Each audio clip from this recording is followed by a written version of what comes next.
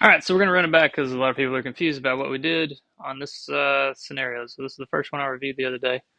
It was like 8 minutes long, super long. So we're going to keep going. Obviously, this is turning into YouTube content. I don't know how to do YouTube, so here we are. Anyways, we're going to draw pictures this time.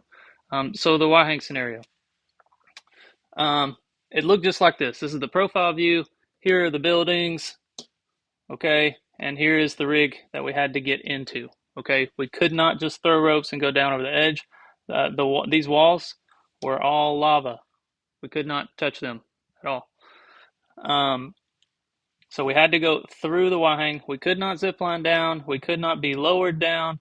We had to essentially treat it like a re-anchor or a re-belay, which is exactly what we did.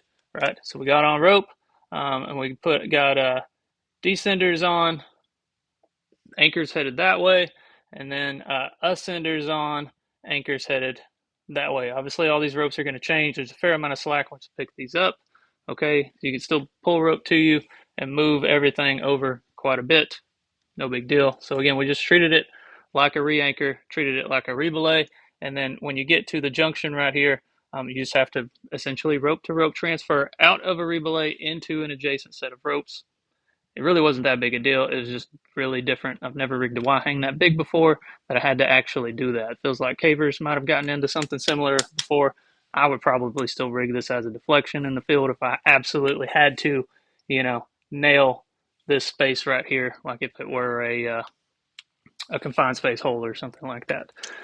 Anyways, so that was the rig. Access aside, what most people are really having questions about are what we actually did to get the patient out of the hole, or up over the edge. So we had to get patient is down here. We had to access them through the Y-hang and then get them back up and over this edge right here. Okay, without touching the wall. Okay, this wall was a no-go. Okay, we need to get them right here, right? Um, so this was the X. Patient needs to land right there. Now, there's the second half of that scenario where we had to yeet them off the other side of the building and down to some ground anchors that were once again anchored to our rental van, which is awesome every time.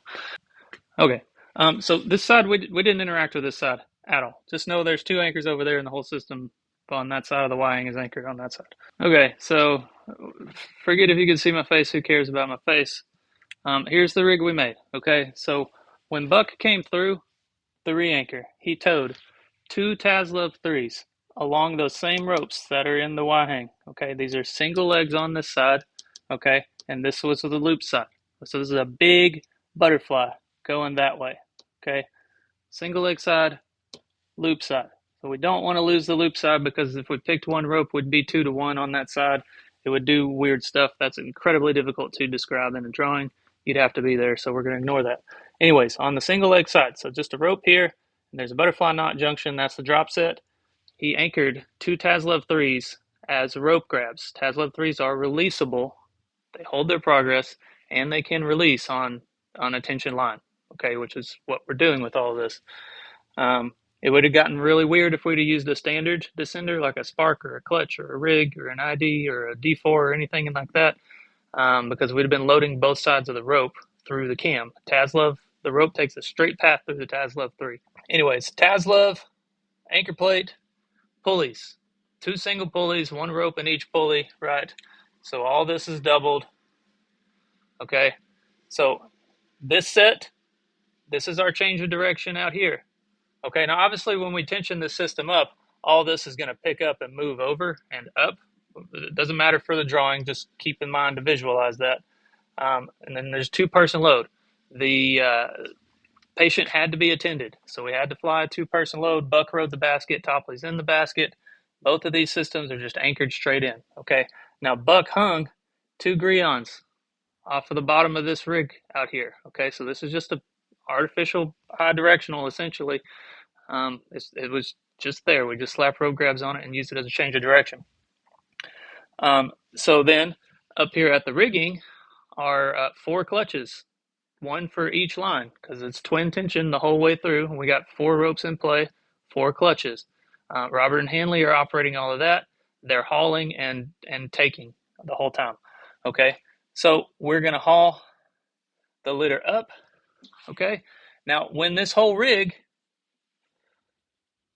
gets up here, okay, so there's the litter again. When this whole rig gets up here, Buck's going to plug everything into those Grions just so he doesn't have to play with this rope moving through that pulley anymore. He's going to plug the whole litter into the Grions with himself included. No big deal. Just straight connect, and move on. Okay. And then he's just going to operate those Taslov 3s. They have handles on them. They release just like any other descent control device. And then the whole load is going to move toward the building. Okay. So as he's doing that, he's just riding that out. This orange line, this orange system right here is operated by the haul team. They're taking, okay, because he's just riding in. It doesn't take any real. I mean, it's hard to operate, but it's totally possible. It's very controllable. Anyways, they're just going to take slack until the whole system gets gets over here. So once he gets against the wall above this window bay, that's important. We couldn't touch anything below that. So this is all lava down here against the wall there. So once he gets into this wall, he can put his feet on it. And now that blue rope and that Taslov system isn't necessary anymore. So now on the second set of ropes, it's just going to be a straight 90-degree edge. So Buck could blow that system out. Don't drop anything, obviously, but he can hand it up to somebody or hang it off of him or forget about it entirely.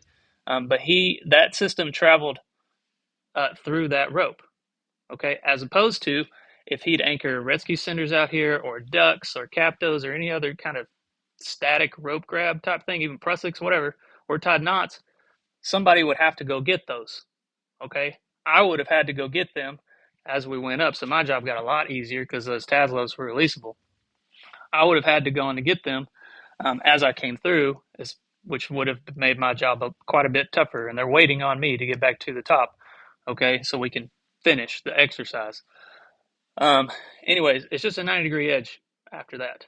Okay, so those Taslovs, releasable rope grab. If you just think that, it kind of changes the way you think about a lot of things, especially on a tension line. So you could do the same thing as a skate block type system. Who cares, right? You could just have just two ropes in twin. We've done that before. I've shared videos about that.